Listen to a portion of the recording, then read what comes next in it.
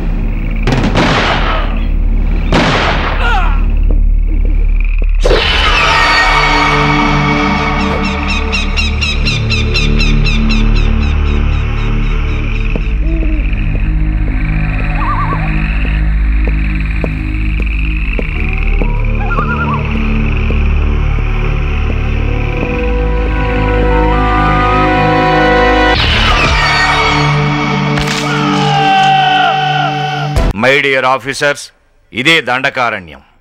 దట్టమైన అడవి ప్రాంతం. ఎన్నో వందల మైళ్ళ విస్తీర్ణం కలిగిన ఈ ప్రాంతం అనేక వృక్ష జంతు జాలాలకు నిలయం. ఇలా కొంచెం కిందకు వస్తే ఇది రాజ్మహల్ ప్రాంతం. 200 సంవత్సరాల చరిత్ర కలిగిన ఆ మహల్ అప్పట్లో బ్రిటిష్ దొర ఫ్రాంక్లిన్ ఆధీనంలో ఉండేది. అతడు ప్రజల నుంచి కొల్లగొట్టిన ఎంతో సంపద, బంగారం, వజ్ర వైడూర్యాలను ఆ ప్రాంతంలో దాచాడని చరిత్ర చెబుతోంది. వాటిని సాధించడానికి ఎంతోమంది ఆ ప్రాంతానికి వెళ్ళారు, కానీ ఎవ్వరూ తిరిగి రాలేదు. వాళ్ళు ఏమైపోయారు? ఎవరు మాయం చేస్తున్నారు?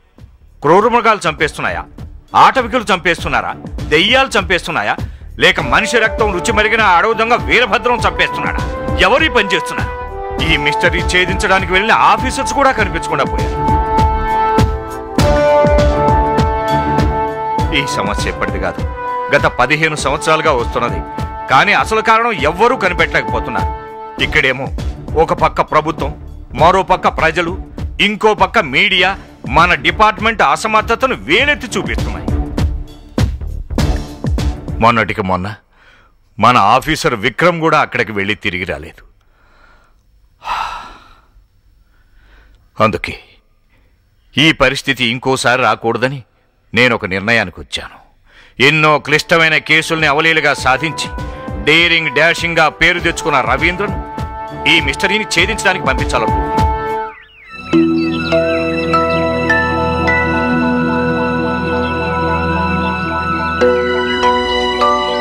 రాజా, ఏంట్రా దిగులుగా ఉన్నావు?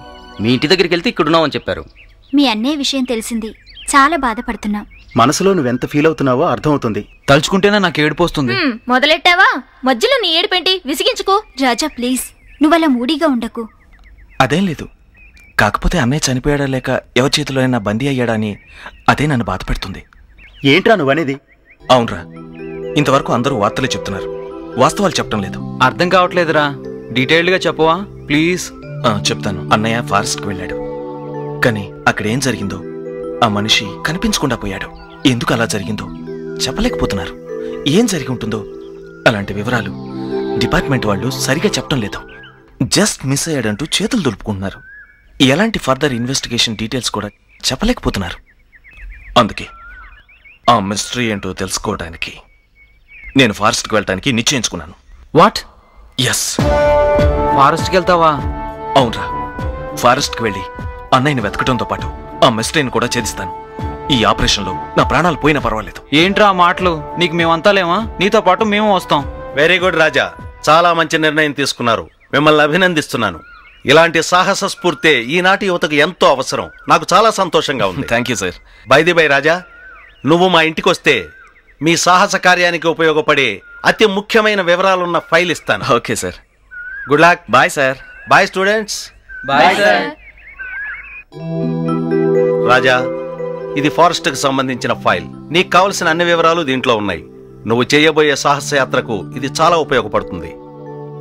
ఈ ఫైలుకు సంబంధించిన అన్ని విషయాలు నీకు చెప్తాను. ఈ ఫైల్ నా దగ్గర ఎలా ఉంది అనుకుంటున్నావా?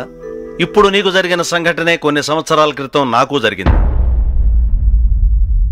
15 సంవత్సరాల క్రితం మా తమ్ముడు రీసెర్చ్ కోసం ఆ ఫారెస్ట్కు వెళ్ళాడు. ఇంతవరకు తిరిగి రాలేదు. వాడి కోసం మేము ప్రతి క్షణం ఎదురు చూస్తూనే ఉన్నాం. బతికున్నాడో లేదో కూడా తెలియదు.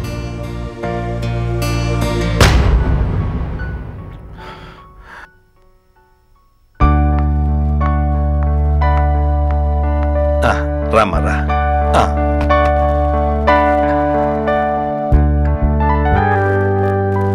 కూర్చో.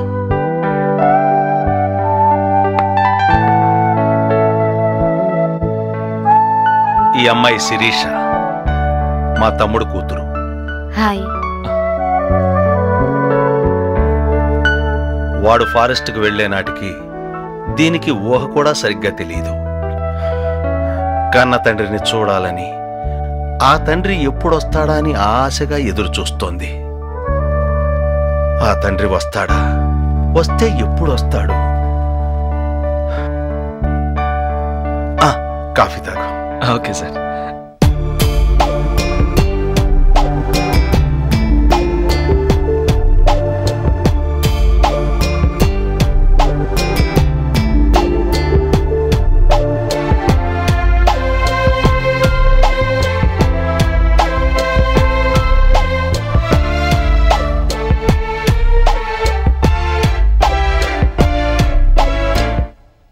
ఆ మిస్టరీని ఛేదించడానికి నేను ఫారెస్ట్కి వెళ్ళాలని నిశ్చయించుకున్నాను.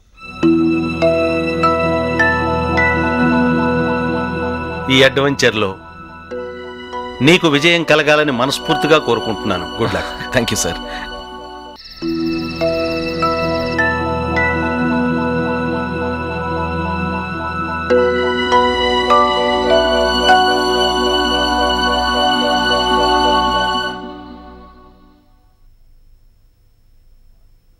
అయితే నువ్వు ఫారెస్ట్కి వెళ్ళడానికే నిశ్చయించుకున్నావు అనమాట. అవునా? చూడు రాజా, నువ్వు మీ అన్నయ్య నాకు 2 కళ్ళ లాంటి వాళ్ళు. చిన్నప్పుడే మీ అమ్మ కన్ను మూస్తే మిమ్మల్ని నా ప్రాణంగా ఈ గుండెల మీద పెట్టుకుని పెంచాను. మీ ఆవేదన నేను అర్థం చేసుకోగలను నాన్న, కానీ నా బాధను కూడా మీరు అర్థం చేసుకోండి. అది కాదు రాజా. అవునన్నా, అందరూ మనలాగే ఆలోచిస్తూ పరిస్థితులకు తలవంచి బతికితే సమస్యలు సమస్యలుగానే మిగిలిపోతాయి. ఈ పరిస్థితులు మరెంతో కాలం సాగకూడదు నాన్న. అది కాదురా, ప్రభుత్వం వల్లే సాధ్యం కానిది నీ ఒక్కడి వల్ల. సందేహించకండి నాన్న, నా ధైర్యమే నాకు విజయం. ఒక మంచి పని కోసం సాహసం చేయటం తప్పు కాదని నా అభిప్రాయం. అది యువకుడిగా నా బాధ్యత కూడా. నీ అభిప్రాయం మంచిదేరా, కానీ అక్కడ నీకేమైనా జరిగితే నాకేం కాదు నాన్న, మీరు మరింకేం ఆలోచించకండి. ప్లీజ్ ప్లీజ్ నాన్న.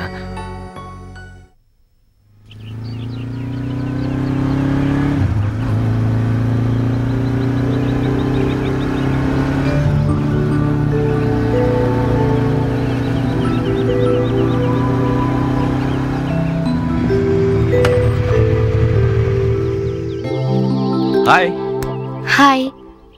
మిమ్మల్ని కలుద్దామని అనుకున్నా, లక్కీగా కనిపించారు. అవునా? చెప్పండి. మీకు అభ్యంతరం లేకపోతే మిమ్మల్ని విషయం అడగాలనుకుంటున్నా. అడగండి, పర్వాలేదు. మీతో పాటు నేను ఫారెస్ట్కి వస్తాను. వాట్? అవును, మా నాన్నని చూడాలని తప్పించిపోతున్నాను. మీ నిర్ణయం నాలో ఆశలు రేకెత్తిస్తుంది. మీరు చేయబోయే సాహసంలో నేను కూడా పార్ట్నర్ అవ్వాలని కోరుకుంటున్నాను. కానీ ఫారెస్ట్కి మీరు... మరేం పర్లేదు, అన్నీ ఆలోచించి నేను ఈ నిర్ణయం తీసుకున్నాను. ఎన్ని కష్టాలు ఎదురైనా మీతో కలిసి పంచుకోవడానికి సిద్ధంగా ఉన్నాను. మీరు పడుతున్న సంఘర్షణ నాకు అర్థమైంది, కానీ కాదనకండి ప్లీజ్.